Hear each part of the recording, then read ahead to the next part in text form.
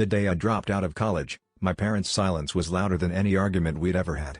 I stood outside the registrar's office, clutching a useless stack of textbooks and feeling like I just leapt into a bottomless void.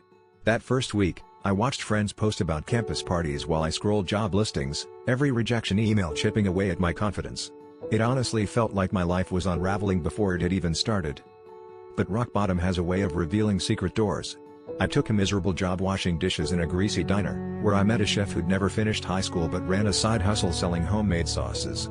Intrigued, I started helping him after hours, learning more about business in 3 months than I had in 3 years of lectures. We began bottling our own recipes, selling them at weekend markets, and suddenly, strangers were asking for more. The hardest lesson I learned was that shame only has as much power as you give it. For a while, I avoided old friends, afraid they'd see me as a failure. But the more I poured myself into this new path, the less I cared about anyone else's timeline. I stopped measuring my worth by degrees and started measuring it by the risks I was willing to take. Dropping out felt like falling, but it forced me to build wings I never knew I had. Sometimes the scariest leaps lead you somewhere you never planned, but exactly where you're meant to be.